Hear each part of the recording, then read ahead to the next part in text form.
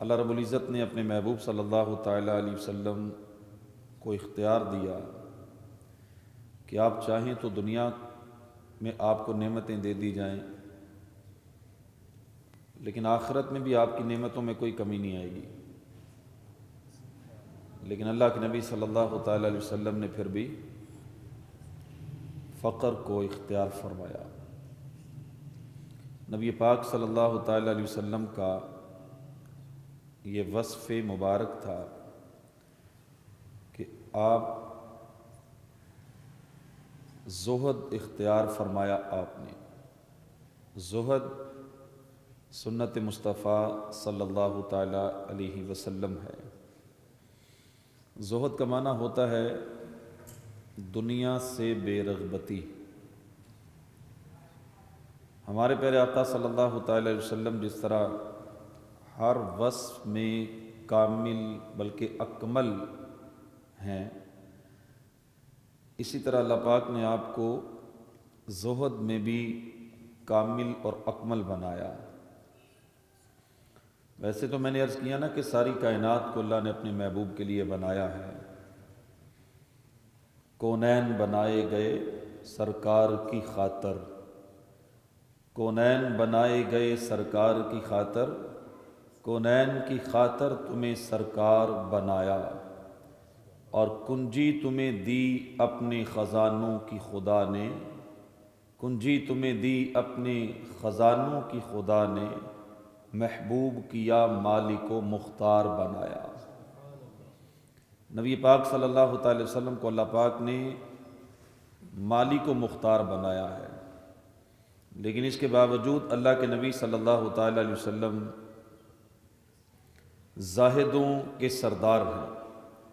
آپ کی دنیا سے بے رغبتی کمال ہے۔ آپ نے ہمیشہ دنیا اور آخرت، ان دونوں میں سے آخرت کو پسند فرمایا، دنیا کو پسند نہیں کیا۔ اللہ رب العزت نے قرآن مجید میں جو فرمایا ہے کہ لا تمدن عینیک الی ما متعنا بہ ازواجا منہم، آیت کا مفہوم یہ ہے کہ تم اپنی نگاہ اس مال کی طرف نہ اٹھاؤ جس کے ذریعے ہم نے کافروں کی کئی قسموں کو فائدہ اٹھانے دیا۔ اس کی تفسیر میں لکھا ہے کہ پیارے آقا صلی اللہ تعالی علیہ وسلم تو نگاہ اٹھاتے ہی نہیں تھے، آپ تو دنیا کا مال دیکھتے ہی نہیں تھے۔ یعنی اللہ پاک فرما رہا ہے کہ محبوب جو ہم نے کافروں کو دیا ہے اس سے کئی گنا بہتر، افضل اور اعلیٰ ہم نے آپ کو عطا فرمایا ہے۔ تو کافروں کو جو دیا گیا دنیا کا مال، اس کی طرف نگاہ اٹھا کے نہ دیکھو، اس کی طرف نہ دیکھو۔ علماء نے یہ لکھا ہے تفاسیر میں کہ اللہ کے نبی صلی اللہ تعالی وسلم تو دیکھتے ہی نہیں تھے۔ اس کا مطلب یہ ہے کہ اللہ پاک اپنے محبوب کے طفیل محبوب کی امت کو فرما رہا ہے کہ اے میرے محبوب کی امت، تمہیں یہ حکم ہے کہ جس طرح میرے نبی نے دنیا سے بے رغبتی اختیار کی ہے، تم بھی دنیا سے بے رغبت ہو جاؤ۔ جس طرح محبوب کے دل میں دنیا کی محبت گھر نہیں کر سکی، اس طرح تم بھی اپنے دلوں کو دنیا کی محبت سے پاک اور صاف کرو۔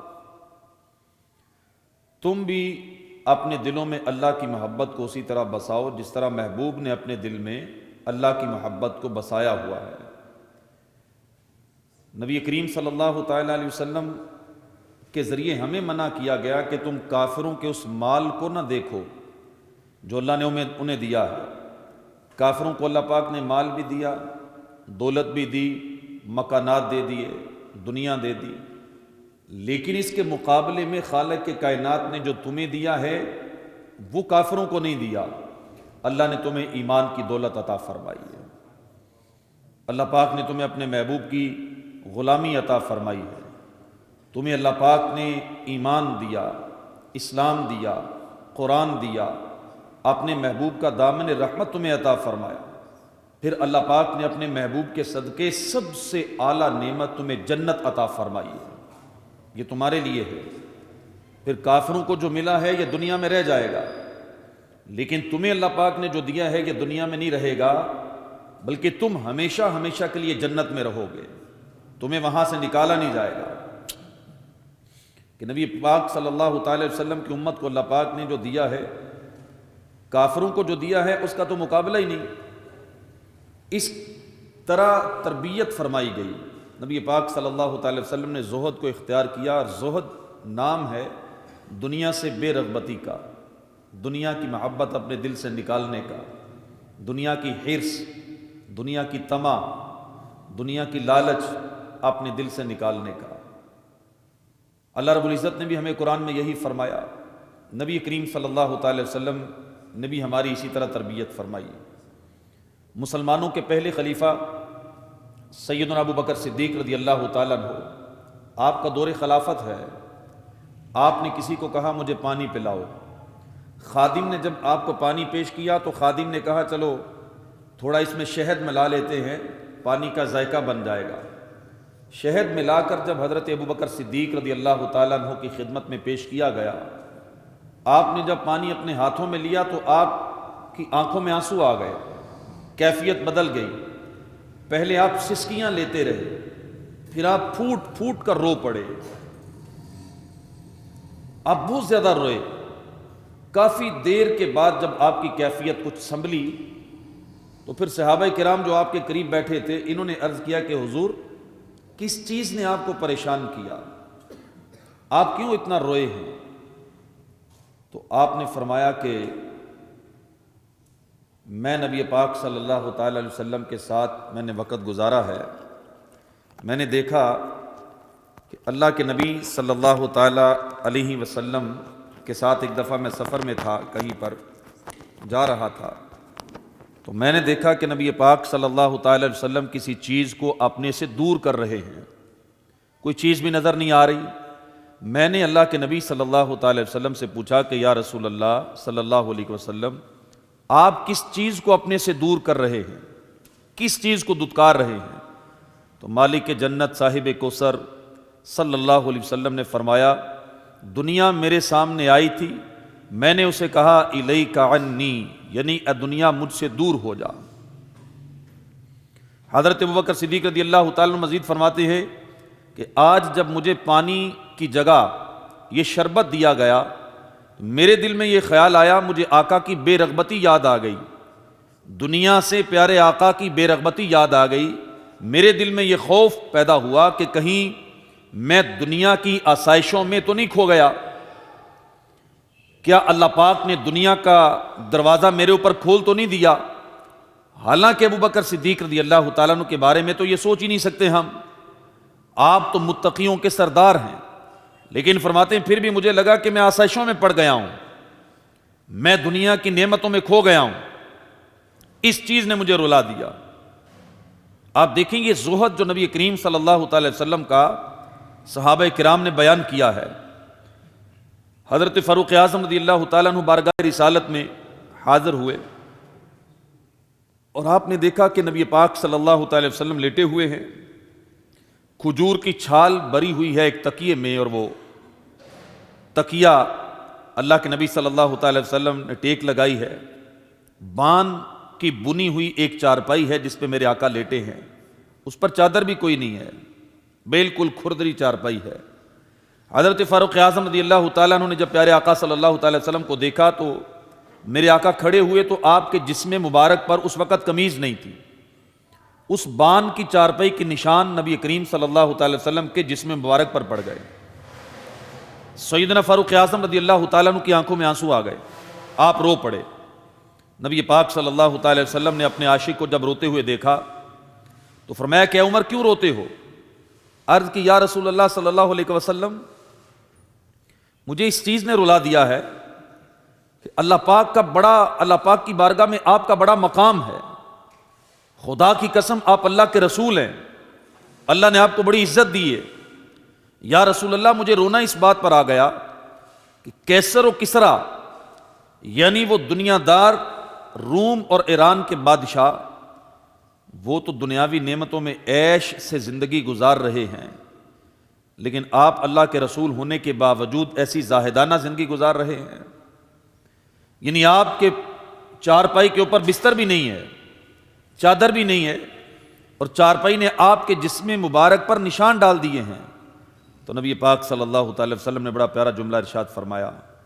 آپ نے فرمایا کہ عمر، کیا تم اس بات پر راضی نہیں ہو کہ اللہ نے کافروں کے لیے دنیا رکھی ہے اور ہمارے لیے آخرت رکھی ہے؟ دنیا اللہ نے کافروں کو دے دی اور ہمیں اللہ آخرت دے گا، کیا تم اس بات پر راضی نہیں ہو؟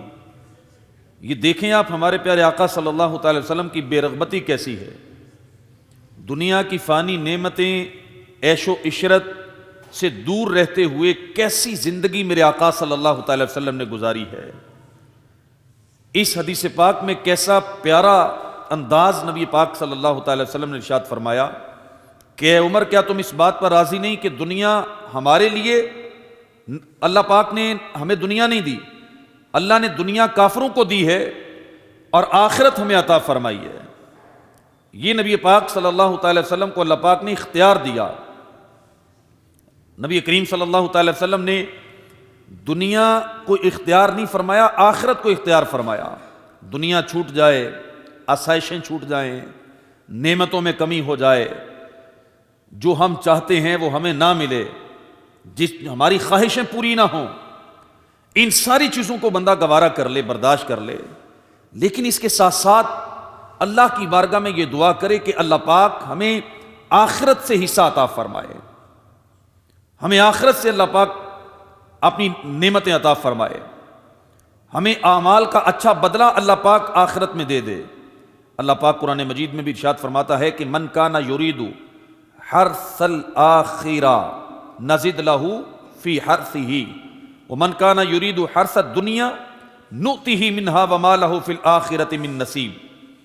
آیت کا ترجمہ اور مفہوم یہ ہے، جو بندہ آخرت کی طلب کرتا ہے تو اللہ پاک آخرت میں اس کے لیے نعمتیں بڑھا دیتا ہے، اور جو دنیا طلب کرتا ہے تو اللہ پاک اسے دنیا میں اتنا ہی دیتا ہے جتنا اس کے نصیب میں ہوتا ہے، لیکن آخرت میں اللہ پاک اس کے لیے کچھ نہیں رکھتا۔ میں اور آپ جائزہ لے لیں، چیک کر لیں کہ ہماری طلب کیا ہے۔ ہم آخرت کے طلبگار ہیں یا دنیا کے طلبگار ہیں؟ ہماری ترجیحات کیا ہے؟ ہماری دعائیں، ہماری التجائیں، ہمارے دل کی تمنائیں، ان کا قبلہ و کعبہ کیا ہے؟ میں اور آپ اپنا جائزہ لیں قرآن مجید کی آیت کی روشنی میں کہ ہم کس چیز کے طلبگار ہیں۔ اللہ فرما رہا ہے دنیا کے طلبگاروں کو دنیا میں ان کا نصیب جو ہوتا ہے، قسمت ہوتی ہے، وہ دے دی جاتی ہے۔ آخرت کے طلبگاروں کے لیے اللہ پاک آخرت میں بڑا انعام تیار کر کے رکھے گا، اللہ پاک ان کے لیے اپنی نعمتیں بڑھا دے گا۔ حضرت رابعہ بصریہ رحمۃ اللہ تعالی علیہ نے ایک روز فرمایا کہ اگر کسی شخص کو دنیا کی ساری دولت دے دی جائے وہ پھر بھی غریب ہے۔ لوگوں نے کہا وہ کس طرح غریب ہے جس کے پاس دنیا کی ساری دولت آ جائے؟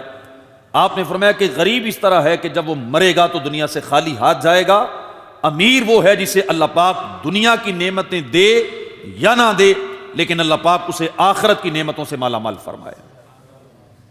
یہ امیری ہے، مگرنہ تو بندہ اگر دنیا سے خالی ہاتھ چلا گیا تو اس سے بڑا مفلس کوئی نہیں کہ جو دنیا سے گیا لیکن اپنی آخرت کے لیے کچھ نہیں لے کے گیا۔ روایتوں میں آتا ہے کہ جب بندہ دنیا سے جاتا ہے تو اس کے رشتہ دار یہ باتیں کرتے ہیں کہ دیکھو یہ چھوڑ کر کیا گیا ہے، اور فرشتے قبر میں یہ باتیں کرتے ہیں کہ دیکھو لے کے کیا آیا ہے۔ جو ہم نے چھوڑ کے جانا ہے اس کے لیے تو ہم پریشان ہیں، لیکن افسوس کی بات ہے کہ جو ہم نے لے کر جانا ہے اس کے لیے ہم پریشان نہیں ہیں، اس کے لیے ہم ٹینشن نہیں لیتے، کوشش نہیں کرتے، دل میں آرزو نہیں ہے، تمنا نہیں ہے۔ ہمارے دلوں میں بھی تمنا یہی ہے کہ دنیا میں سب کچھ ملے، دنیا میں ہر خواہش پوری ہو جائے۔ یہ حقیقت ہے، ہر بندہ مانتا ہے کہ دنیا فانی ہے، یہ فنا ہو جائے، جس نے جتنا بھی عیش دنیا میں کرنا ہے وہ کر لے۔ روایتوں میں لکھا ہے موت کا ایک جھٹکا بندے کو دنیا کی ہر نعمت کی لذت بلا دے گا، یعنی ایک جھٹکا موت کا لگے گا، بندہ بھول جائے گا کہ میں نے دنیا میں کیا کھایا، کیا پیا، کیا چکھا، کیا عیاشیاں کی، اور موت کا ایک جھٹکا دنیا کی ہر تکلیف بھی بلا دے گا، بندہ بھول جائے گا کہ دنیا میں مجھے کبھی کوئی تکلیف پہنچی تھی۔ تو مسلمانوں کے چوتھے خلیفہ حضرت علی المرتضیٰ شیر خدا رضی اللہ تعالیٰ عنہ فرماتے ہیں کہ سن لو، بے شک دنیا منہ پھیرے جا رہی ہے اور آخرت قریب آ رہی ہے، ان دونوں کے طلبگار دنیا میں موجود ہیں، دنیا کے بھی آخرت کے بھی۔ فرمایا دنیا کے طلبگار مت بنو آخرت کے طلبگار بنو. بے شک آج عمل کا دن ہے، آج حساب نہیں. کل عمل کا دن ہوگا، کل عمل کا وقت نہیں ہوگا، حساب کا دن ہوگا. نبی پاک صلی اللہ تعالی وسلم کی پاکیزہ سیرت سے حضرت عبداللہ ابن مسعود رضی اللہ تعالیٰ عنہ بیان کرتے ہیں، کہتے ہیں کہ نبی کریم صلی اللہ تعالی علیہ وسلم کو میں نے ایک دن دیکھا کہ آپ کھجور کی چٹائی پر آرام فرما رہے ہیں اور آپ کے پہلو مبارک پر چٹائی کے نشان بھی پڑے ہیں.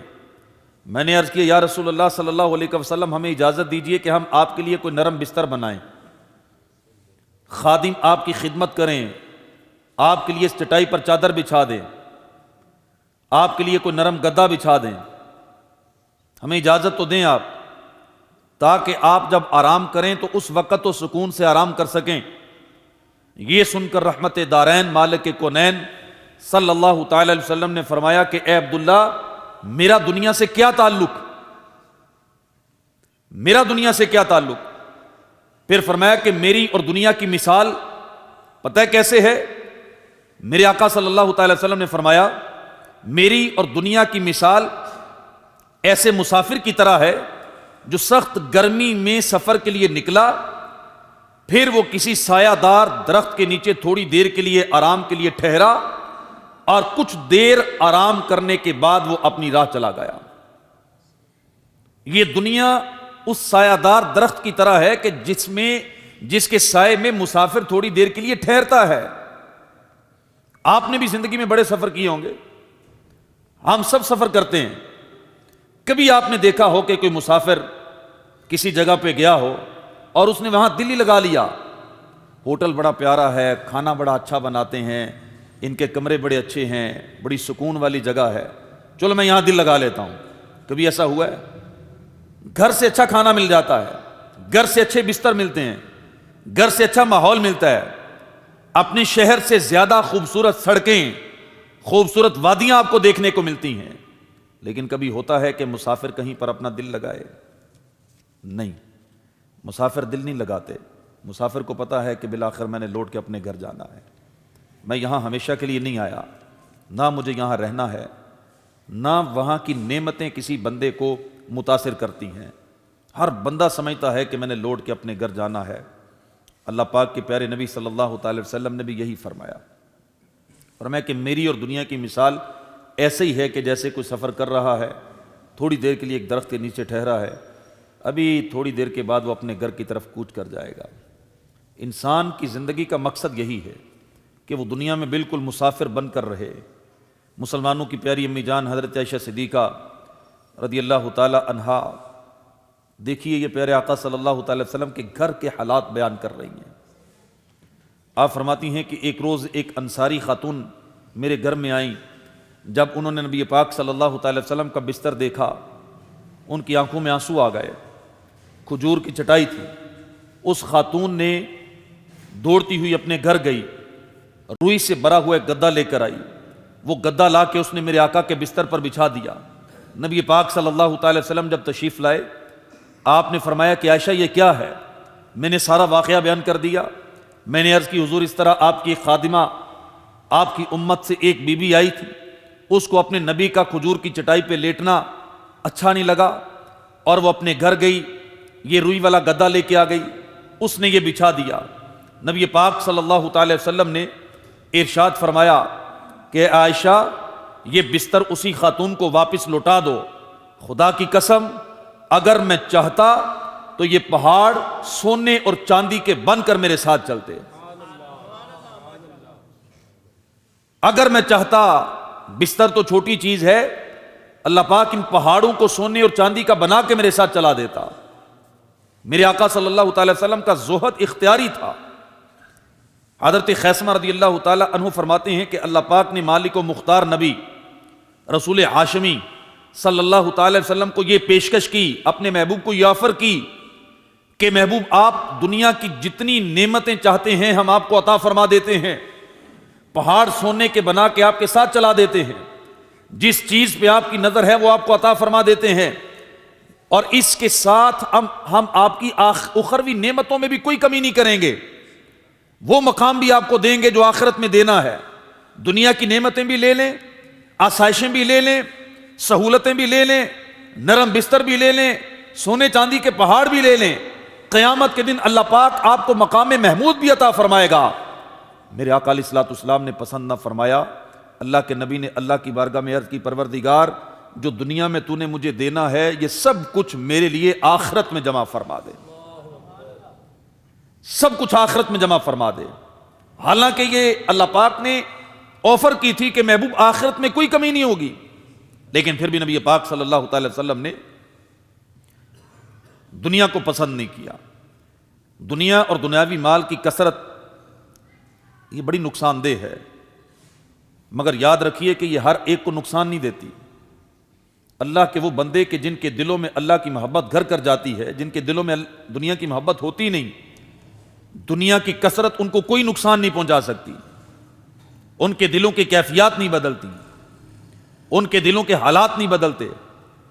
دنیا کا مال جتنا بھی جمع ہو جائے، ان کے دل اپنے رب کی محبت میں مستغرق رہتے ہیں۔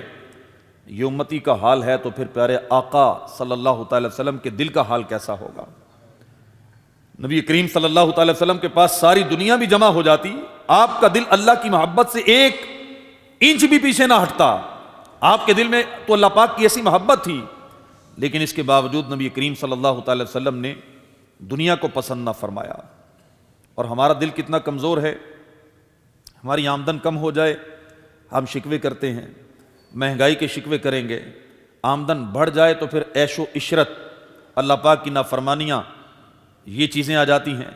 ہمارے حق میں تو دنیا نقصان ہی نقصان ہے، لیکن پھر بھی ہم دنیا جمع کرنے کے چکروں میں ہیں۔ حضرت ابو مسلم خولانی رحمۃ اللہ تعالی علیہ سے روایت ہے، نبی پاک صلی اللہ تعالی وسلم نے فرمایا، اللہ پاک نے مجھے مال جمع کرنے کا حکم نہیں دیا، بلکہ میرے رب نے مجھے حکم دیا ہے، فسبح بحمد ربک وکن من الساجدین واعبد ربک حتی یأتیک الیقین۔ تو اپنے رب کی حمد کے ساتھ اس کی پاکی بیان کرو اور سجدہ کرنے والوں میں سے ہو جاؤ اور اپنے رب کی عبادت کرتے رہو حتیٰ کہ تمہیں موت آ جائے۔ پورا قرآن کریم پڑھ کے دیکھیں، احادیث مبارکہ پڑھ کے دیکھ لیجئے، خالق کائنات نے پورے قرآن کے اندر احادیث مبارکہ میں نبی پاک صلی اللہ تعالی وسلم نے کسی ایک حدیث میں بھی اپنے امتی کو اور خالق کائنات نے اپنے بندے کو کسی ایک آیت میں بھی دنیا جمع کرنے کا حکم نہیں دیا، دنیا کمانے کا حکم نہیں دیا، مال کی کثرت کرنے کا حکم نہیں دیا۔ اللہ پاک نے جائیدادوں کے انبار لگانے کا حکم نہیں دیا۔ رب ذوالجلال نے دنیا کی ہرس، طمع، لالچ اپنے دل میں پیدا کرنے کا حکم نہیں دیا۔ خالق کائنات نے دنیا جمع کرنے کے لیے ایک دوسرے سے مقابلہ کرنے کا حکم نہیں دیا۔ رب ذوالجلال نے قرآن میں ہمیں جہاں بھی حکم دیا ہے، اپنی تسبیح کا حکم دیا ہے، اپنے بارگاہ میں نماز کا حکم دیا ہے، قیام کا حکم دیا ہے، سجدے کا حکم دیا ہے، رکوع کا حکم دیا ہے، عبادت و ریاضت کا حکم دیا ہے۔ اللہ پاک نے اپنی بارگاہ میں جھکنے کا حکم دیا ہے۔ خالق کائنات نے نیکیاں کرنے کا حکم دیا ہے۔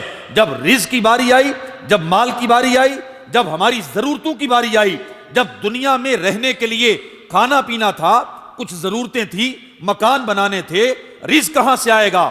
خالق کائنات نے یہ نہیں فرمایا کہ تم جمع کرو، تم کثرت اس کی کر لو، تم مال جمع کر لو، بلکہ خالق کائنات نے فرمایا تم میری تسبیح بیان کرو، میرا ڈر اپنے دل میں پیدا کرو، تقوی پیدا کرو۔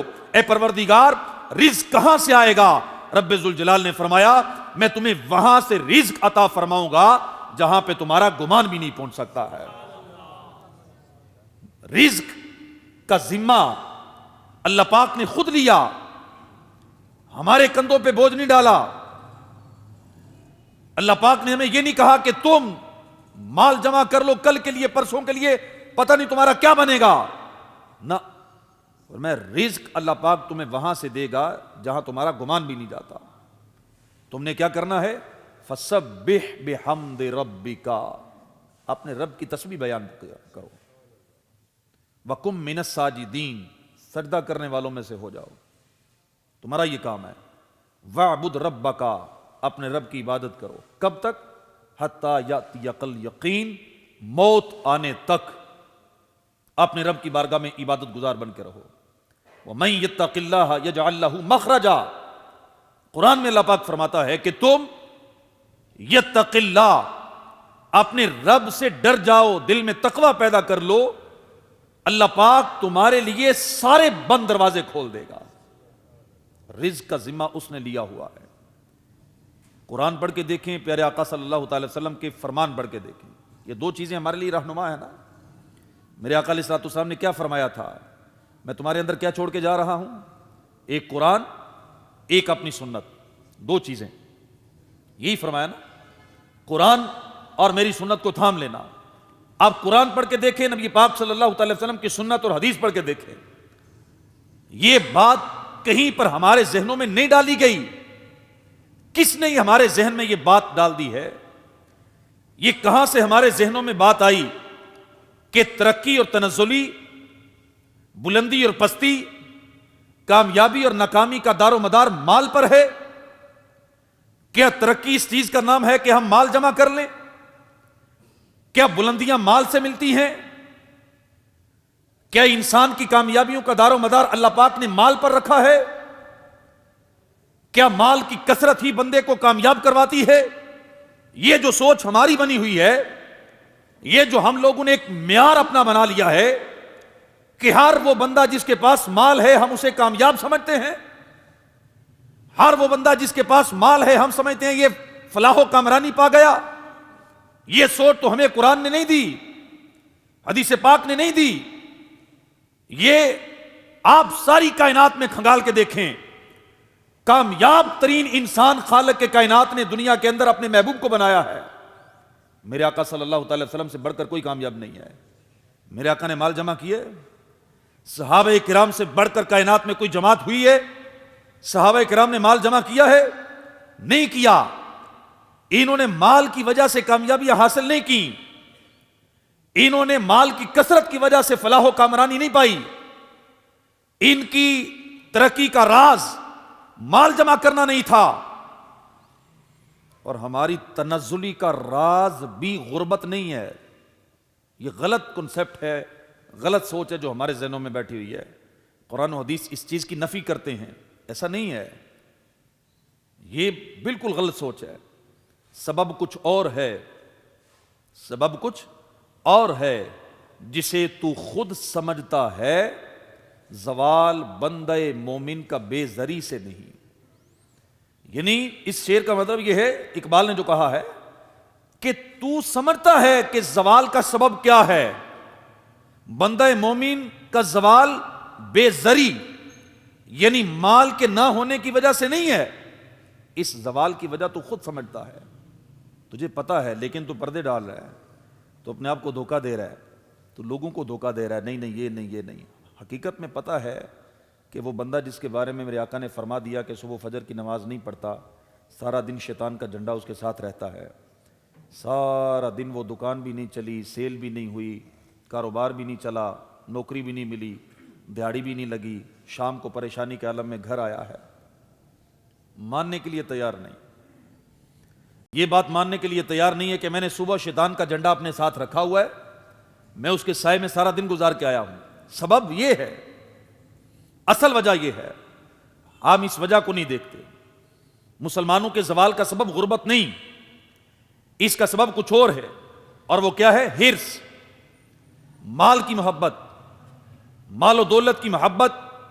اسی ہرس کی وجہ سے بھائی بھائی کا گریبان پکڑتا ہے، یہی ہرس ہے جو بیٹے کو باپ کے سامنے آنکھیں نکالنے پہ مجبور کرتی ہے، یہی ہرس ہے جو قتل کرواتی ہے، یہی ہرس ہے جو گھروں کو اجاڑتی ہے، یہی ہرس ہے جس کی وجہ سے اغوا کی وارداتیں ہوتی ہیں، یہی ہرس ہے جس کی وجہ سے انسان رشوتوں کے کاروبار کرتا ہے، یہی ہرس ہے جس کی وجہ سے جوئے کے بازار گرم ہوتے ہیں، یہی ہرس ہے جس کی وجہ سے لوگ وراثت کے مال میں بھی خیانت کرنے سے باز نہیں آتے، یہ ہرس ہے جو میتوں کے ہاتھوں سے لوگ قیمتی گھڑیاں اتار کے لے جاتے ہیں، یہ ہرس ہے کہ حادثہ ہونے کے بعد زخمی انسان کی جیب سے بٹوئے غائب کروا دیتی ہے، یہ ہرس ہے جس نے ہمارے اندر سے انسانیت ختم کر دی ہے، یہ ہرس ہے جس کی وجہ سے ہمارے ترازو برابر نہ رہے، یہ ہرس ہے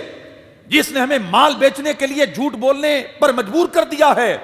یہ ہرس ہے جس نے بہن کو بھائی کا دشمن اور بھائی کو بہن کا دشمن بنا دیا ہے.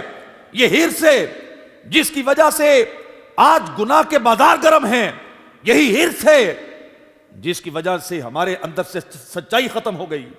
یہ ہرس ہے جس کی وجہ سے ہم ایک دوسرے کو دھوکہ دے رہے ہیں. یہ ہرس ہے جس کی وجہ سے ہم ایک دوسرے کے ساتھ فراڈ کر رہے ہیں. یہ مال کی ہرس ہے جو ہمارے چہروں پہ منافقت کا لیبل لگا ہوا ہے, جو ہم نے منافقت کا ماسک پہنا ہوا ہے. یہ اس ہرس کی وجہ سے ہے. یہ مال جمع کرنے کی ہرس ہے.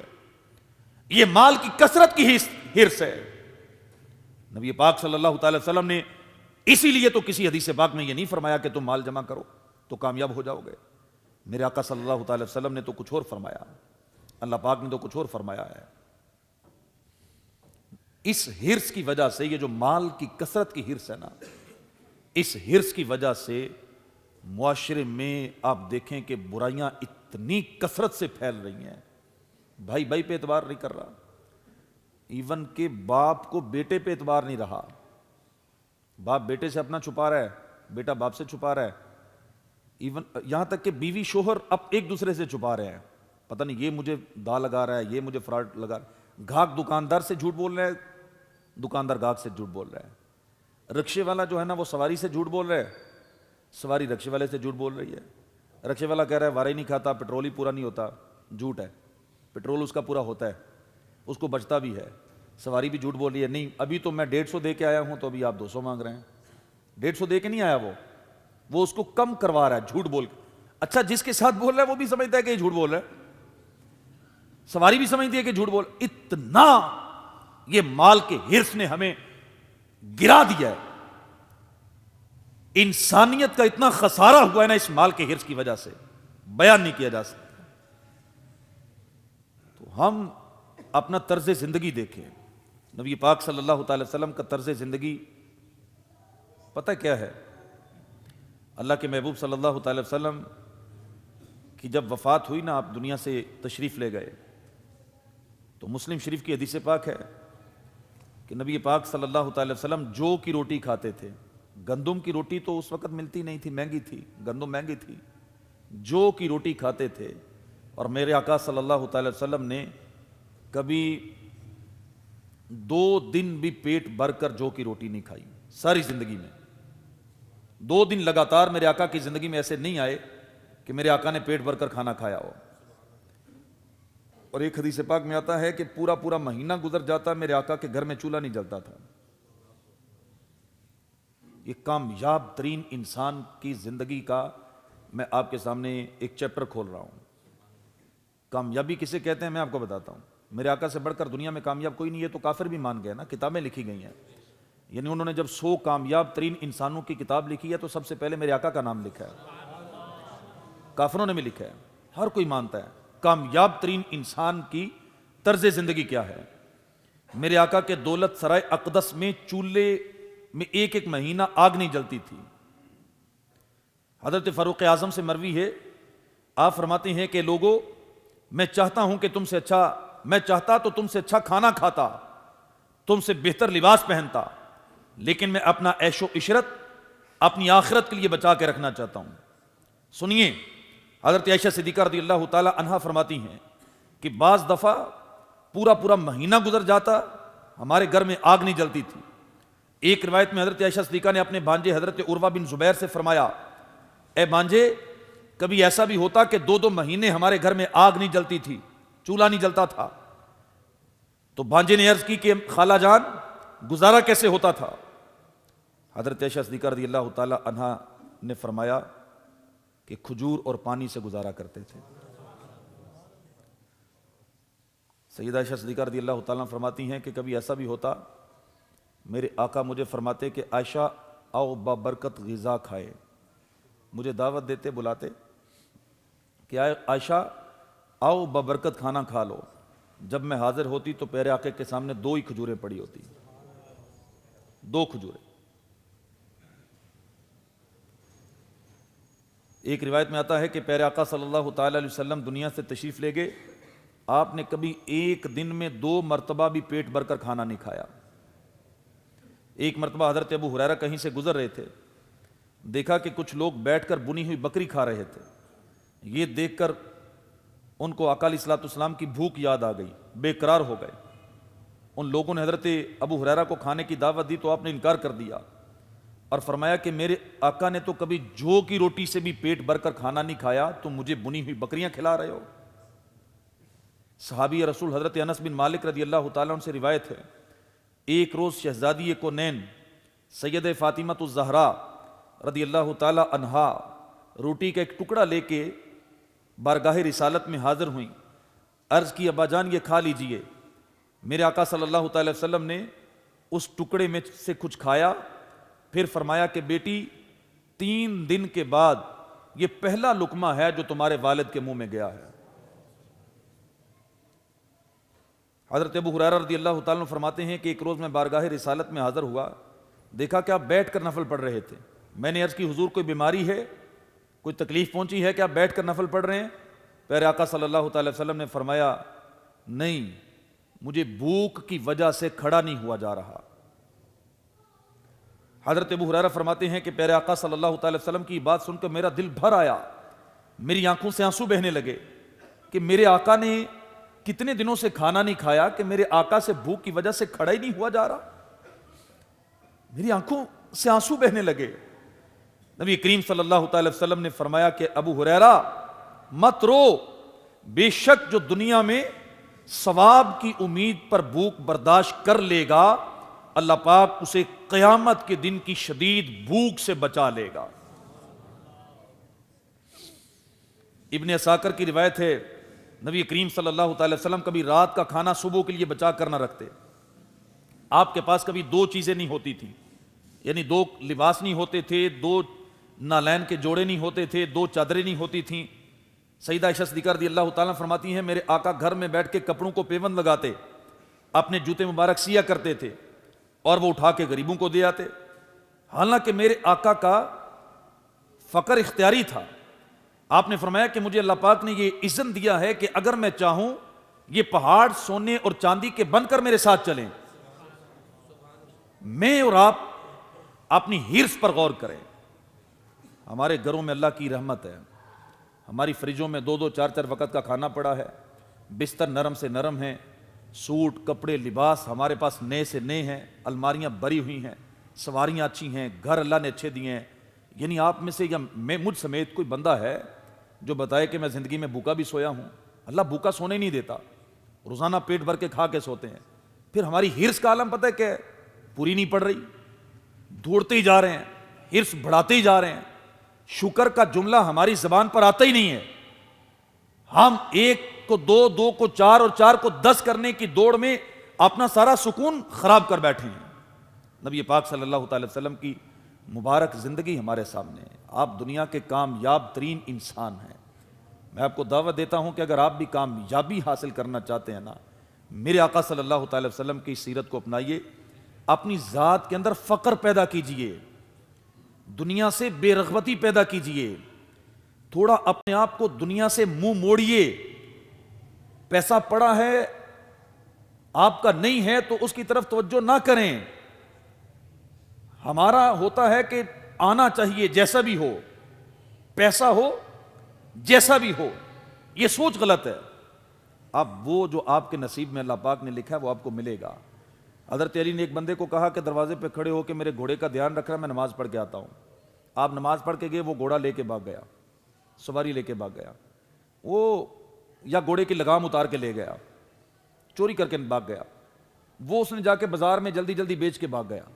آپ گھر آئے، خادم کو کہا کہ جاؤ بازار سے جا کے وہ لگام لے کے آؤ، تو وہ لگام لینے گیا اور اس نے 2 درہم کی لگام خرید کے لایا۔ آپ نے فرمایا یہ تو میری ہے۔ تو عرض کی حضور وہ دکاندار کہہ رہا تھا کہ مجھے 2 درہم کی ملی ہے، میں 2 کی تمہیں دے رہا ہوں۔ تو حضرت علی نے فرمایا کہ میں جب نماز پڑھنے آیا تھا میں نے نیت کی تھی کہ جو میرے گھوڑے کے پاس کھڑا ہے میں اسے جا کے 2 درہم دوں گا۔ اس کی قسمت میں 2 درہم لکھے ہوئے تھے، لیکن مجھ سے جائز طریقے سے لینے کی بجائے اس نے چوری کر کے ناجائز طریقے سے لے لیے۔ میں اور آپ بھی اسی کیٹیگری میں ہیں۔ جو رزق ہمارے نصیب میں اللہ پاک نے لکھا ہے وہ ہمیں ملنا ہی ملنا ہے.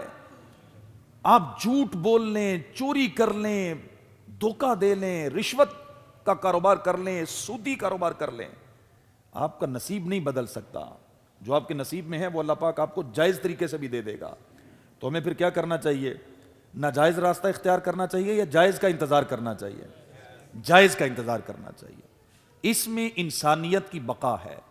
اس سے معاشرہ ہمارا پرامن بنے گا, لوگوں کے دلوں سے نفرتیں ختم ہوں گی, گھروں میں محبتیں پیدا ہوں گی, ایک دوسرے پر اعتماد پیدا ہوگا کہ ہم جائز طریقہ اختیار کریں اور اپنی قسمت میں جو لکھا ہے اس پر راضی رہیں. یہ بھی میرے آقا کی سنت ہے, قناعت.